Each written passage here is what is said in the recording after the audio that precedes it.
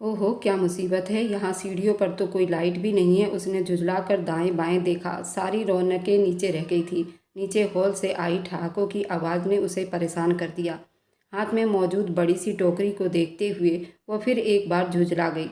दादी को तो बस मैं ही नज़र आती हूँ, सारे काम मुझसे करवाती हैं। 18 साल के दर्शनी अपने हाथ में पकड़े टोकरों को एक तरफ उठाया और दूसरे हाथ को संभालते हुए एक बार फिर सीढ़ियाँ चढ़ने लगी। बड़ी शौक से लिए हुए काले रंग की हील वाले सैंडल अब उसे मुसीबत लग रही थी। दादी ने हल्की सी रस्म पूरे होते ही सारा सामान उस टोकरी में रखकर उसे टोकरा ऊपर स्टोर रूम में रखने के लिए भेज दिया था। आखिरी सीढ़ी पर पहुंचते ही उसने धन्यवाद कहा और जाते हुए दाएं तरफ के आखिरी सिरे पर स्टोर रूम बना हुआ था। दुल्हन का सारा सामान किसी सुरक्षित जगह पर रख कर आओ। दुल्हन की चीज़ों पर बहुत जल्दी टोटके और काला जादू हो जाता है, इसलिए उसको संभाल कर रखा जाता है। इसलिए उन्हें सुरक्षित से ढक कर रखना चाहिए, ऐसे वैसे नहीं फेंक देना चाहिए। दादी की बात उसे याद आई तो दर्शनी ने बुरा सा मुंह बनाया। माथे पर बल डाले बालों को पीछे धकेलते हुए उसने आसपास देखा। सारे ही कमरे अंधेरे में डूबे हुए थे। बिजली के बढ़ते हुए बिलों की वजह से दादी अब सिर्फ ज़रूरत के हिसाब के बल्ब जलाने देती थी। नीचे जूली के शादी के हंगामे चल रहे थे। ऊपर किसी को आना ही नहीं था, इसलिए ऊपर की सारी लाइटें बंद थी। थोड़ी बहुत रोशनी में ही अंदाजा से चलते हुए दर्शनी ने आगे की तरफ कदम बढ़ा दिए थे। हल्का हल्का डर भी महसूस हो रहा था। हल्के लाल रंग के लहंगे को एक तरफ से उठा उठाकर स्टोर रूम के सामने जा पहुंची। हे भगवान, चाबी तो लाना ही भूल गई, उसने दुखी होते हुए कहा और हैंडल के ऊपर हाथ रखा। हल्का सा दबाव देने से ही दरवाज़ा खुल गया। हैरानी के मारे दर्शनी का मुंह खुला का खुला रह गया। स्टोर रूम खुला है, लेकिन उसे किसने खोला? उसने दिल में सोचा। हल्का सा डर महसूस करते हुए वह जल्दी से दरवाज़ा खोलकर अंदर दाखिल हुई। स्विच बोर्ड दाईं तरफ था। उसने जल्दी से ऊपर हाथ मारा और स्टोर रूम की लाइट ऑन कर दी। अगले ही पल वह सन्नाटे में रह गई। सामने का मंजर देखते ही टोकरी उसके हाथ से छूटती छूटती नीचे जाकर गिरी। सामने बहुत ही शर्मनाक मंजर था। वे दोनों, जो कोई भी थे, एक दूसरे से बुरी तरह चिपटे हुए थे। सामने नजर आई माधवी का सूट। उसके कंधे से खुले हुए थे। उसके सर के बाल बिखरे हुए थे। उसके सर पर झुका हुआ था। विनोद पूरी तरह मदहोश था। मेरी आहट पर दोनों ही हड़बड़ाकर उठे थे। तुम यहाँ क्या कर रही हो? विनोद ने घबराकर अपनी शर्ट का कॉलर कंधे से ऊपर किया था, जबकि दर्शनी, वह तो पत्थर का बुत बन गई थी। ऐसा मंजर तो उसने जिंदगी में पहली बार देखा था। मैं ये टोकरी, उसने टोकरी के तरफ इशारा किया। उसके शब्द टूट टूट कर मुँह से निकल रहे थे। माधवी हड़बड़ाकर जल्दी से उठी। अपने बालों को जूड़ा बनाते हुए उसने नीचे बांध लिया, अपना दुपट्टा ठीक किया, सूट को पहना और एक झटके से दर्शनी के बराबर से निकलती चली गई। दर्शनी ने बिल्कुल सुन्न नज़रों से सामने देखा। विनोद उठकर खड़ा हुआ। उसने एक झटके से अपने कपड़े को ठीक किया, बालों में हाथ फेरे, उन्हें बराबर किया। वह बराबर कुछ चबा रहा था। विनोद के चेहरे पर कोई भी शर्मिंदगी के असर नहीं थे और ना ही कोई बौखलाहट। ये सब क्या था? आपको शर्म आनी चाहिए। शादी से पहले ऐसी हरकतें करना अच्छी बात नहीं। दर्शनी ने अपने तरीके से बड़ी बात की थी। खुद वह सर से पैर तक पसीने में भीगी हुई थी।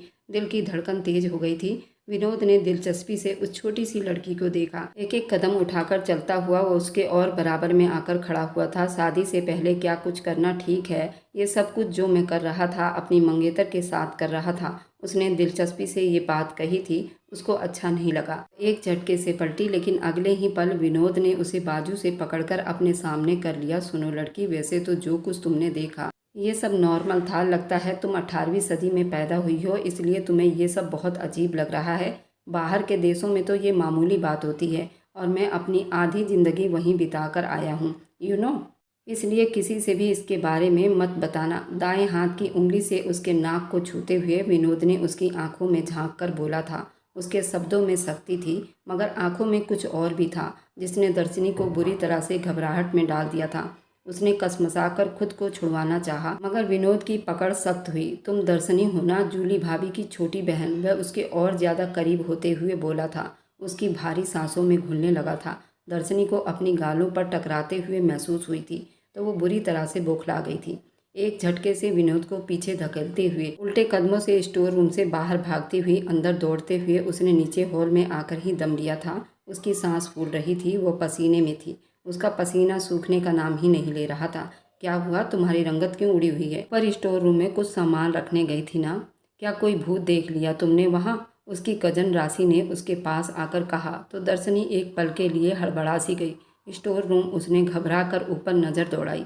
वहाँ अब कोई नहीं था और तभी उसकी निगाह स्टेज पर जूली के बराबर में बैठी माधवी पर पड़ी। वह बड़े आराम से मुस्कुरा रही थी। उसे देखकर कहीं से नहीं लग रहा था कि कुछ पल पहले वह किस हाल में थी। और दर्शनी ने उसे रंगे हाथों पकड़ लिया था। दर्शनी के साथ नज़र मिलाते हुए भी उसने बुरा सा मुँह बनाते हुए अपने बालों को झटका था। दर्शनी सर झुकाकर रह गई थी। इतनी बच्ची तो वह थी नहीं कि उसे पता ना चलता कि माधवी और विनोद के बीच में जो कुछ हो रहा था वह दोनों का नाजायज़ संबंध था। कुछ नहीं, गर्मी की वजह से पसीना आ गया, दर्शनी ने कहा और खुद को रिलैक्स करने लगी। वैसे आज तुम कमाल की लग रही हो, जरा गौर से देखो, शादी में सारे लड़के तुम्हें ही देखे जा रहे हैं। जूली ने उसके कान में झुककर कहा तो वह लाल सी पड़ गई। ये हकीकत था, वाकई सारी निगाहों को अपने ऊपर महसूस कर चुकी थी। मगर जो नज़रें विनोद की थी उसे अजीब सी घबराहट आ गई थी। हल्दी की रस्म ख़त्म हो चुकी थी। कुछ ही देर के बाद मेहमान विदा होने लगे। दूल्हे वाले भी जा रहे थे। जूली को अपने कमरे में ले जाओ, दादी ने हुक्म दिया तो वह चुप से जूली को लेकर कमरे में चली आई थी। रात को वह ढीली सी शर्ट और ट्राउजर पहनकर अपने बेड पर आकर लेटी ही थी तो बराबर वाले बेड पर लेटी जूली शर्माते हुए फ़ोन पर अपने होने वाले पति से बात कर रही थी। दर्शनी ने एक तेज निगाह उस पर डाली।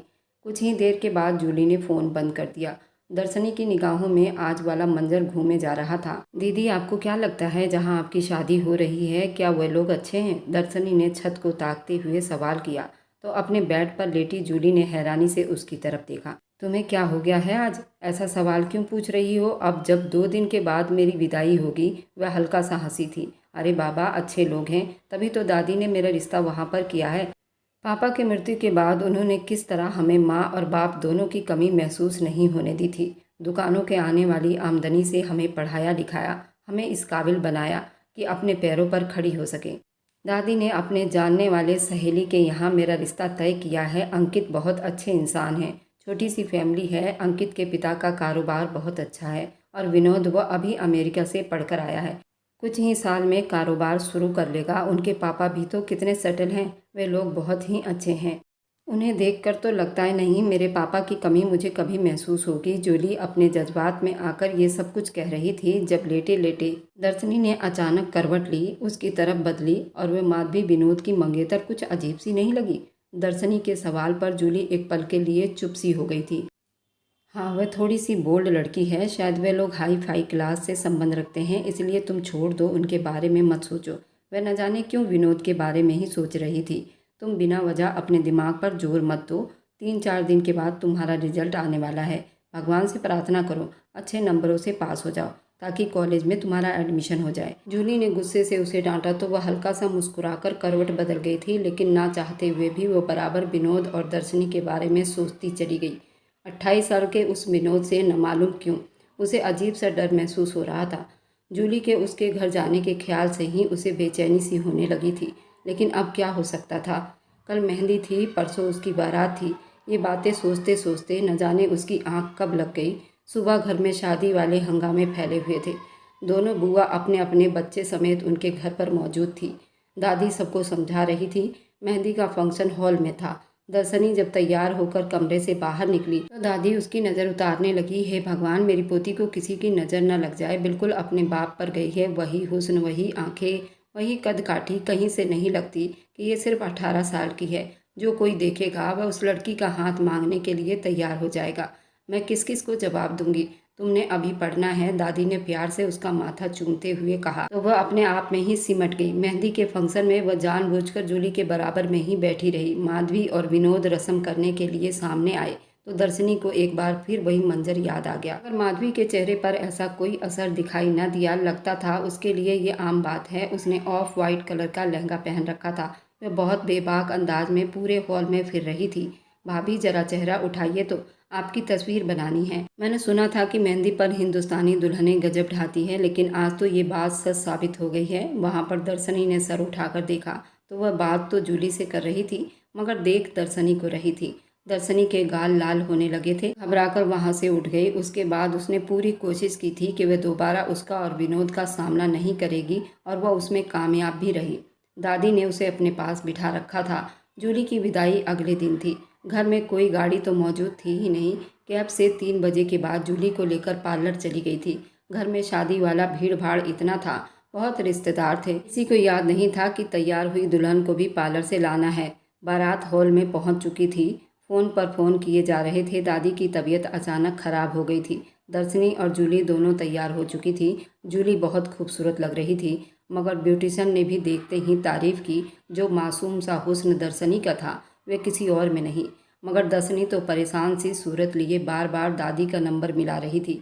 दादी, जिनका बीपी लो हो गया था और वे अपने कमरे में लेटी काँप रही थी।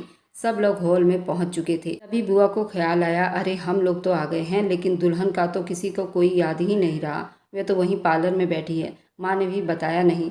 वे दोनों वापस कैसे आएंगी? फिलहाल टैक्सी से तो नहीं आ सकती, बुआ ने परेशान होते हुए कहा और बैग से मोबाइल निकाला, जहाँ पर दर्शनी की कई मिस कॉल आई हुई थी। बुआ ने अपने सर पर हाथ रखा। बच्चियाँ तो वहाँ परेशान हो रही हैं और मैं मोबाइल बैग में डालकर बैठी हूँ। उन्होंने जल्दी से दर्शनी को कॉल मिलाई, जो अब करीब रो देने के हाल में बैठी थी। अच्छा अच्छा, तुम रो मत, मैं अभी किसी को भेजती हूँ, तुम लोगों को ले आएगा। बुआ ने मोबाइल बैग में रखकर आसपास नज़र दौड़ाई। सबसे पहले उनकी निगाह विनोद पर पड़ी, जो अपना मोबाइल हाथ में लिए अपने ड्रेस में उलझा हुआ बाहर जा रहा था। अरे विनोद बेटा, ज़रा पार्लर से दुल्हन को तो ले आओ। हम में से तो किसी के पास गाड़ी नहीं, जूली का कोई भाई भी तो नहीं और ना ही बाप था। मैं अपने किसी बेटे को पकड़ूंगी, तब तक बड़ी देर हो जाएगी। तुम सामने खड़े हो, जल्दी से जाकर उसे ले आओ। बुआ के कहने पर विनोद को एक पल के लिए तो परेशानी महसूस हुई, मगर नई नई रिश्तेदारी की बात थी, मना भी ना कर सका था। फिलहाल चुप से जेब से चाबी निकालता बाहर खड़ी अपनी गाड़ी की तरफ बढ़ गया था। पार्लर का नाम उसने बुआ से पहले ही पूछ लिया था। पार्लर के सामने पहुंचते ही उसने गाड़ी का हॉर्न बजाया था। अंदर बैठी दर्शनी की जान में जान आई थी। जल्दी जल्दी चलिए दीदी। जूली का दुपट्टा सेट करते उसने चेहरे पर घूंघट किया और उसका हाथ कमर से पकड़कर पार्लर से बाहर ले आई। नहीं, शानदार गाड़ी खड़ी थी, मगर फ्रंट सीट पर बैठे विनोद को देखते ही दर्शनी का हलक तो कड़वा सा हो गया था। विनोद ने अपना नज़र घुमाकर उन दोनों की तरफ देखा और एक पल के लिए ठहर सा गया था। ना चाहते हुए भी दर्शनी ने आगे बढ़कर जूली को उसकी गाड़ी में बिठा दिया था। आप भी बैठ जाएं मैडम, हमें देर हो रही है, विनोद ने सामने देखते हुए कहा तो वह झिझकते हुए दूसरी तरफ के दरवाजे से जूली के बराबर में बैठ गई। गाड़ी स्टार्ट करते विनोद ने अपनी गर्दन मोड़कर सीट पर बैठे दर्शनी को देख रहा था। उसकी नज़र खुद पर महसूस करते हुए वह बार बार अपने पैरों को बदल रही थी। आज तो आप बहुत खूबसूरत लग रही हैं भाभी। भाई तो आपको देखते ही बेहोश हो जाएंगे, विनोद ने दर्शनी पर नज़र जमाए हुए कहा। जूली तो धीरे से हंसी, मगर दर्शनी अंदर तक सुलग उठी थी। ना मालूम क्यों यह आदमी उसे अपनी नज़रों में रुके हुए था। शायद उस दिन होने वाली उस किस्से की वजह से उसे डराना चाहता था, ताकि वह किसी के सामने उसकी बात ना कर सके। मगर जब भी वह उसके सामने आता, वह मंजर दर्शनी की निगाहों के आगे घूम जाता था। कितना बेशरम इंसान है, वह खिड़की से बाहर देखते हुए सोचने लगी। बहन की शादी का सारा मजा किरकिरा हो गया था। वक्त बस दिमाग पर एक ही डर सवार होता रहा। गाड़ी शादी हॉल के सामने रुकी तो लड़कियां उसके आसपास जमा हो गई थी। वे लोग गाड़ी से बाहर निकले तो एंट्री के गाने बजने शुरू हो गए। शानदार तरीके से जूली को अंदर ले जा रहा था। वह भी तेजी से गाड़ी से उतरकर अंदर की तरफ बढ़ी थी।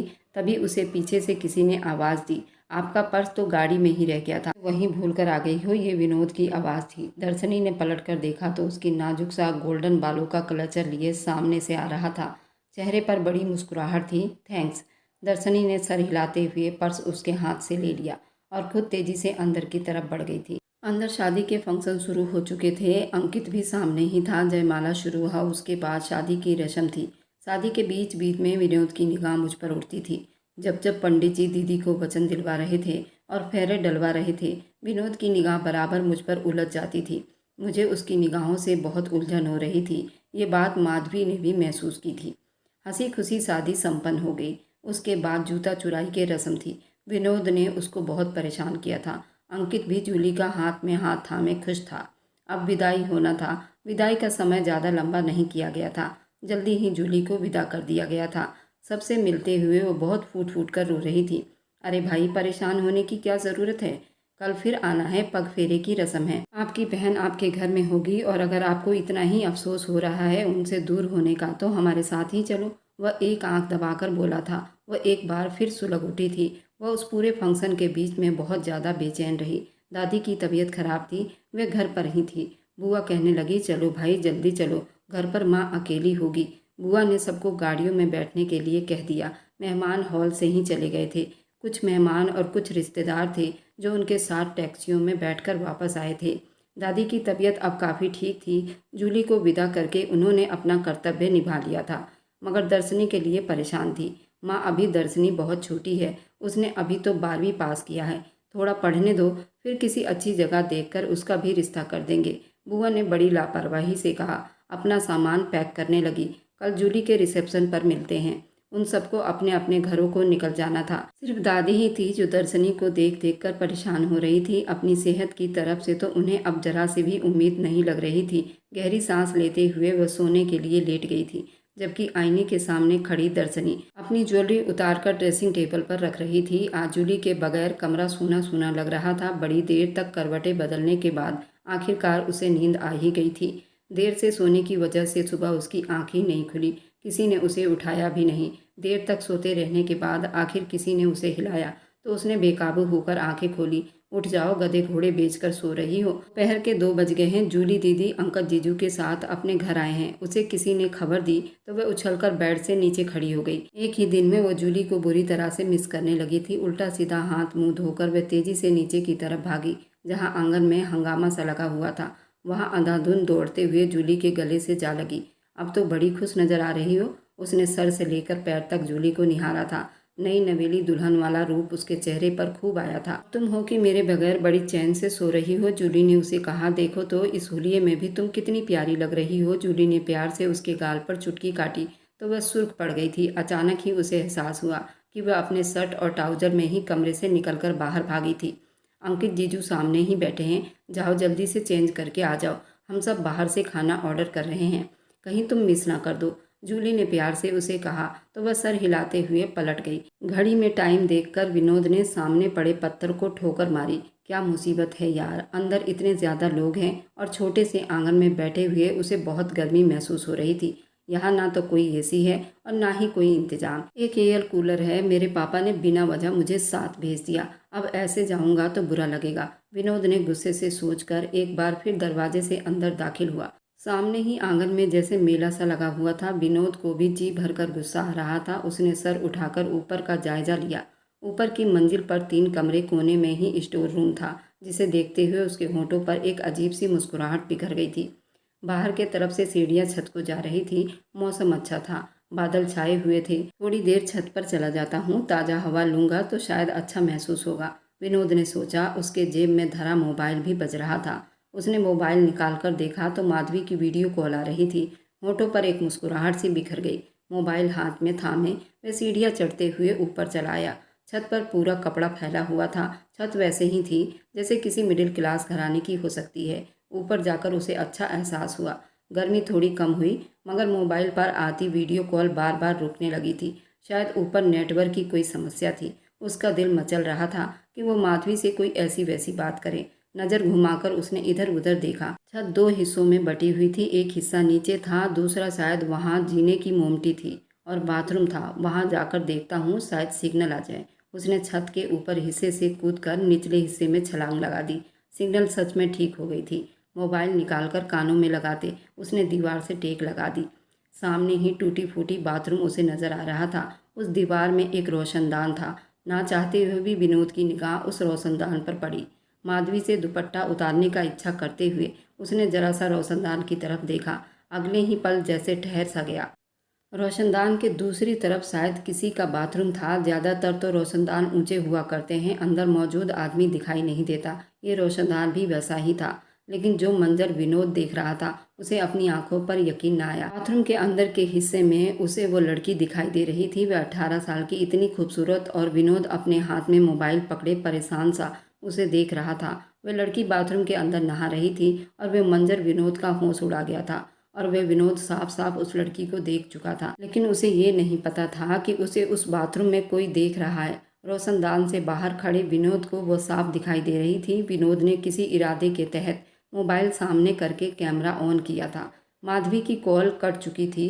विनोद ने गड़बड़ा कर पिक्चर खींचकर कैमरे में सुरक्षित कर लिया था। शायद और ज़्यादा भी करता, मगर माधवी की कॉल दोबारा से आने लगी थी। विनोद ने कॉल तो अटेंड कर लिया था, मगर ध्यान दर्शनी के तरफ थी। नहाते हुए वह अपने आसपास तौलिया लपेटकर अब अपने बाल सुखा रही थी। वह पलटी तो उसका मुंह रोशनदान की तरफ हुआ। मोबाइल विनोद के हाथों से छूटकर नीचे गिर गया था। वह उसे बिना पलक झपकाए अंदर देखे जा रहा था। गीले बाल उसके पीठ पर चिपके हुए थे।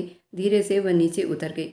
वह अब दिखाई देना बंद हुआ, मगर विनोद बुरी तरह से मचल उठा था। दर्शनी उसे पहली नज़र में ही अच्छी लगी थी। उस लड़की में अजीब सी खिंचाव थी। सिर्फ 18 साल की उम्र के होने के बावजूद उसमें एक मैच्योर लड़की जितनी खूबसूरत थी। और विनोद जो विदेश का पला बड़ा होने के बावजूद उसने ऐसी खूबसूरती कहीं नहीं देखी थी। आज हिंदुस्तान में उस छोटे से घर में उस लड़की को देखकर अपना दिल हार बैठा था। जमीन पर पड़े मोबाइल पर माधवी की कॉल आ रही थी, लेकिन विनोद को तो अपना होश ही गुम होता हुआ नजर आ रहा था। कितनी देर के बाद उसको होश हवास वापस लौटे थे। वह एकदम जैसे होश की दुनिया में वापस आया। कहाँ गुम हो, कितनी देर से बुला रही हूँ, क्या देख रहे थे? माधवी ने उससे बात की। एक उलझन भरी निगाह सामने नजर आई। माधवी पर डालते उसने कॉल काट दी और मोबाइल वापस जेब में डाल लिया। उसके अंदर का मर्द दर्शनी को लेकर बेचैन हो चुका था। अब वह उसे किसी भी कीमत पर हासिल करना चाहता था। वह गहरी सांस लेते हुए सीढ़ियों से होता हुआ नीचे उतर आया। नीचे आंगन में वही हंगामा था, मगर विनोद की बेचैन निगाहें अब दर्शनी को तलाश कर रही थी। ज़्यादा देर तक ना बीती थी। अब वह अपने कमरे से निकलकर सीढ़ियाँ उतरते हुए नीचे आई। उसने सफ़ेद कलर का खूबसूरत कपड़ा पहन रखा था। दुपट्टा भी ठीक से ओढ़ रखा था, मगर विनोद की निगाहों ने जो कुछ देख लिया था वह उसे नहीं छुपा सकती थी। वह चाहते हुए भी उस पर से अपनी निगाह नहीं हटा पा रहा था। अरे भाई, आ गई दर्शनी, चलो भाई जल्दी से खाना ऑर्डर कर दो, ज़्यादा देर हो जाएगी। जूली ने दर्शनी को आते देखा तो कहा। अंकित ने जल्दी से मोबाइल जेब से निकाल लिया। ऑर्डर कर रहा था। अंदर सब हंस रहे थे, बोल रहे थे, बातें कर रहे थे। दर्शनी भी उन सभी में शामिल थी। वह जूली के साथ बातें करते हुए इस बात से बेखबर थी कि कुछ पल पहले उसने किसी आदमी पर वह अपना कयामत ढा चुकी थी और वह खुद उसका पूरा जिस्म देख चुका था। इस बात का उसे जरा भी अंदाजा नहीं था। सामने खड़े विनोद के अंदर ज्वार भाटे उठने लगे। उसके अंदर का मर्द जाग चुका था। अब उल्टे कदमों से वह कमरे से बाहर निकल आया। बाहर गाड़ी में बैठते हुए खुद पर काबू पाने की कोशिश करने लगा, लेकिन दर्शनी का जिस्म उसकी निगाहों के आगे से हट नहीं रहा था। एक पल में ही उसे अपनी मंगेतर माधवी में अपनी दिलचस्पी खत्म होती हुई महसूस हुई। गाड़ी स्टार्ट करते हुए यूं ही सड़कों पर अंधाधुंध भगाने लगा। ना चाहते हुए भी वो माधवी और दर्शनी का मुकाबला करने लगा। माधवी 25 साल की मैच्योर लड़की थी, कॉलेज में पढ़ती थी, वो बेहद बोल्ड थी। और इधर दर्शनी बड़ी शर्मीली, बात बात पर शर्माकर मुस्कुराने वाली, विनोद को देखकर घबरा जाने वाली। ना चाहते हुए भी विनोद का दिल उसी के तरफ झुकता चला जा रहा था। गाड़ी का मुंह उसने अपने दोस्त के घर की तरफ की थी। उसे सुबह के 3 बजे दरवाजे पर देखकर हैरान रह गया। इसे इस वक्त क्या हो गया भाई? इस टाइम तो तू सोकर कभी नहीं उठता। लगता है भाई की शादी से कुछ ज़्यादा ही खुश हो गया है, रवि ने खुशी से कहा। लेकिन वह उसके कमरे तक चला आया। सामने ही अलमारी में अपनी मनपसंद ड्रिंक उठाकर उसे गिलास में निकालते हुए वह परेशान लग रहा था। क्या बात है, क्या सोच रहा है? विनोद ने उसे देखा। ड्रिंक लिए वह उसी के बराबर सोफे पर जा बैठा था। एक चीज़ पसंद आ गई है यार, ऐसी चीज़ आज तक विदेश में नहीं देखी थी, लेकिन समझ नहीं आता उसे हासिल कैसे करूं। ये हिंदुस्तान की रस्में मुझे अच्छा नहीं लगा। पापा ने भी मेरे हिंदुस्तान आते के साथ ही अपने दोस्त की लड़की माधवी के साथ मेरी मंगनी कर दी, लेकिन वे लड़की बहुत चिपकी हुई, मुझे वह जरा भी अच्छी नहीं लगती। जो डिमांड करूं जल्दी पूरी कर देती है। लड़की में थोड़ी सी शर्म हया जरूर होनी चाहिए, लेकिन वह तो हाथ बढ़ाओ तो झोली में आकर ही गिर जाती है। चबा चबा कर शब्दों में कहते हुए वह किसी गहरी सोच में था। रवि कुछ देर तक उसे देखता रहा। अब तुम्हें क्या पसंद आया है? कही हुई बात पर विनोद ने पलटकर उसे देखा था। जो पसंद आया वह तो हासिल करके ही रहूंगा, चाहे मुझे उसके लिए कुछ भी करना पड़े। विनोद की बात पर रवि मुस्कुराया। अच्छा ये बात है मेरे दोस्त, भला विनोद को भी आज तक कोई रोक सका है? जो करना है कर, बाद में देखी जाएगी। रवि की बात पर विनोद मुस्कुराते हुए गिलास होंठों से लगा लिया था। अच्छी तरह पता था कि अब घर जाकर उसे क्या करना है। घर आते ही उसने पापा के कमरे की तरफ अपना मुंह किया था। उसे देखते ही लोकेश खिल उठे थे। बड़ा बेटा अंकित था, लेकिन उसके बावजूद उन्हें विनोद से ज़्यादा लगाव था। विनोद अगर किसी वजह से विदेश से वापस आया था तो वह उसके पापा ही थे। माँ के मरने के बाद उन्होंने उसे माँ की कमी महसूस नहीं होने दी थी। उसे हथेली का छल्ला बनाकर रखते थे। विनोद के चेहरे पर परेशानी देखते ही वे समझ गए थे कि वह कोई बात मनवाने आया होगा, और जो बात उसने अपने पापा के सामने रखी थी। एक पल के लिए तो वो भी ठहर गए। ये क्या कह रहे हो विनोद? अभी कल ही तो हमने अंकित और जूली की शादी की है। उस फैमिली में वह बच्ची अभी छोटी है, तुम्हारी उसकी एज में बहुत डिफरेंस है, उसे शादी कैसे कर सकते हो, वह मैच्योर नहीं। पापा की बात पर विनोद ने उन्हें दो टूक अंदाज में बता दिया कि वह सिर्फ उसी से शादी करना चाहता है और जल्द से जल्द। उसके शब्दों की बेशर्मी देखकर पिता कुछ परेशान हुए थे, चुप रह गए थे, लेकिन बेटे की इच्छा के आगे दुनिया की सारी रस्में बेकार थी। उन्होंने चुप से अपने दोस्त को माधवी के रिश्ते के लिए मना कर दिया था। विनोद खुश था, रास्ते का एक पत्थर तो साफ हुआ था। उसे यकीन था कि दर्शनी के घरवाले इतने अच्छे रिश्ते को कभी मना नहीं कर पाएंगे, लेकिन उसके सर पर आसमान टूट पड़ा था जब शादी के लिए गए उस रिश्ते को ठुकरा दिया गया था। दादी ने बहुत गुस्सा दिखाया और फिर उसने माफ़ी मांग ली थी। दर्शनी अभी बहुत छोटी है, उसके आगे की कहानी बहुत ही दिलचस्प रहने वाली है, तो दिल थाम कर सुनिएगा। क्या दर्शनी और विनोद की शादी हो पाएगी, और क्या दर्शनी कभी विनोद को स्वीकार कर पाएगी? और मेरी वीडियो आप लोग जहाँ कहीं से भी देखते हैं, कमेंट में अपने शहर और राज्य का नाम ज़रूर बताइए। मुझे आप लोगों के कमेंट पढ़ने में बहुत आनंद आता है और उन सभी का मैं बहुत बहुत धन्यवाद करना चाहती हूँ जो लोग मेरी वीडियो को देखते हैं, लाइक करते हैं और शेयर करते हैं। अगर आपको आज की कहानी पसंद आई है तो वीडियो को ज़रूर लाइक कीजिएगा और अपने दोस्तों के साथ शेयर भी कीजिएगा। और हाँ, अगर आपने अभी तक हमारे चैनल को सब्सक्राइब नहीं किया है तो ज़रूर सब्सक्राइब कर लें। मिलते हैं हम अपनी कल की एक और नई दिलचस्प कहानी के साथ। मुझ पर सदा अपना प्यार और स्नेह बनाए रखें। सभी को मेरा प्यार भरा नमस्कार दोस्तों। खुश रहें, स्वस्थ रहें, मस्त रहें।